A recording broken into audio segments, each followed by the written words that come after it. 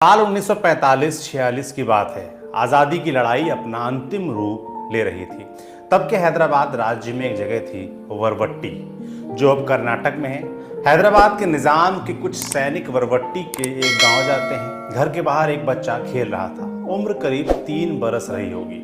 पिता काम पर गए थे। घर में माँ और बहन थे। निजाम के सैनिकों ने माँ और बहन दोनों को जिंदा जलाकर मार डाला। बच्चा सब देखता रहा। वो दर्दनाक दृश्य जीवन भर के लिए उसकी आंखों में कैद हो गया था। वो बच्चा आगे चलकर राजनीति में आता है। कर्नाटक के बड़े नेताओं में अपनी जगह बनाता है। पार्टी आलाकमान के सबसे वफादारों में गिना जाने लगता है और 19 अक्टूबर 2022 की दोपहर को यही नेता देश की सबसे पुरानी पार्टी के अध्यक्ष पद का चुनाव जीत जाता है।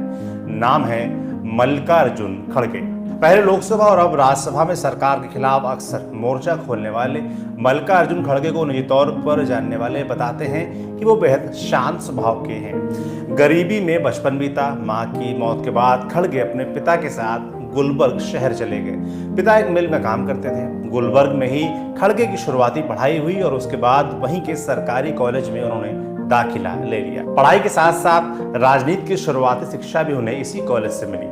खड़गे ने जीवन में पहली बार चुनाव कॉलेज में ही लड़ा था। तब उन्हें छात्र संघ का महासचिव चुना गया था। कॉलेज की राजनीति के दौरान खड़गे मजदूरों के अधिकारों की लड़ाई में हिस्सा लेने लगे थे। खड़गे जब तक पूरी तरह से राजनीति में उतरे तब तक वो संयुक्त मजदूर संघ के प्रभावशाली नेता के तौर पर अपनी पहचान बना चुके थे। साल 1969 कांग्रेस में ओल्ड गार्ड्स और इंदिरा गांधी के बीच संघर्ष चल रहा था और इसी साल खड़गे ने कांग्रेस का दामन थाम लिया। उस समय खड़गे की उम्र महज 27 साल थी।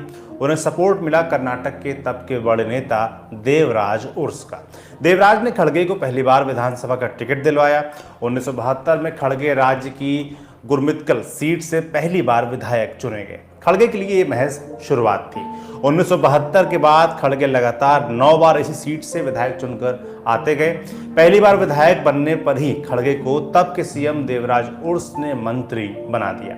1976 में खड़गे पहली बार प्राथमिक शिक्षा विभाग में राज्य मंत्री बनाए गए। इसके बाद खड़गे लगातार कर्नाटक सरकार के अलग अलग विभागों का जिम्मा संभालते रहे। खड़गे के बारे में एक बात कांग्रेसी और उनकी विपक्षी भी कहते हैं कि सियासत की काजल की कोठरी में 5 दशक से ज्यादा रहने के बावजूद उन पर कभी कोई दाग नहीं लगा। साल 1980 में देवराज के बाद गुंडू राव राज्य के मुख्यमंत्री बने। खड़गे को कैबिनेट मंत्री बनाया गया। खड़गे उस समय भूमि सुधार के लिए एक बिल लेकर आए।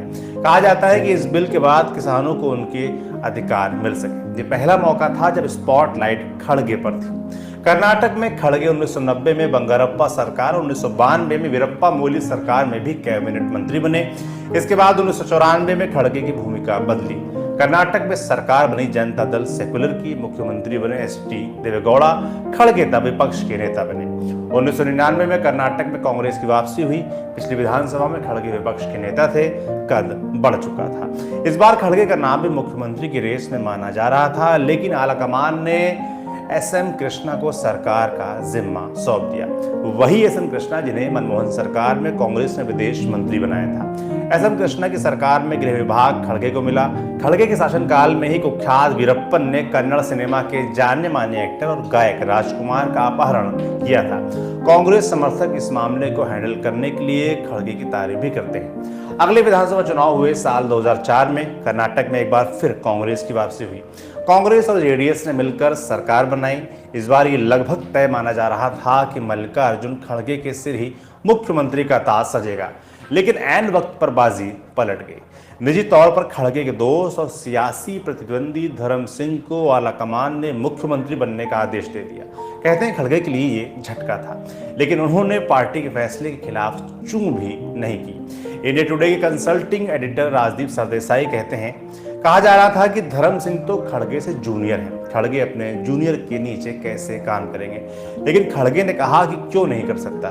पार्टी का आदेश है तो धर्म सिंह ही मेरे नेता हैं और मुझे उनके अंडर काम करने में कोई दिक्कत नहीं। खड़गे को यूं ही गांधी परिवार का वफादार नहीं कहा जाता। खड़गे के 5 बच्चे हैं, 2 बेटी और 3 बेटे। इसे महज इत्तेफाक तो नहीं कहा जा सकता कि एक बेटी का नाम प्रियदर्शनी, जो कि इंदिरा गांधी का भी नाम था, वो है, और 2 बेटों का नाम प्रियंक और राहुल है।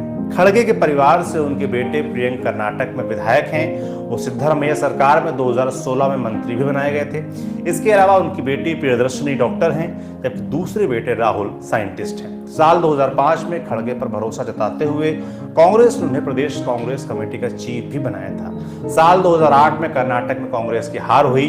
हालांकि खड़गे चुनाव जीत गए थे, लेकिन गांधी परिवार की गुड बुक्स में शामिल होने का इनाम खड़गे को मिला। 2009 में कांग्रेस ने खड़गे को उनके घर गुलबर्ग से टिकट दे दिया। खड़गे लोकसभा पहुंचे और मनमोहन सिंह ने उन्हें यूपीए 2 में लेबर और एम्प्लॉयमेंट मंत्रालय का जिम्मा दे दिया।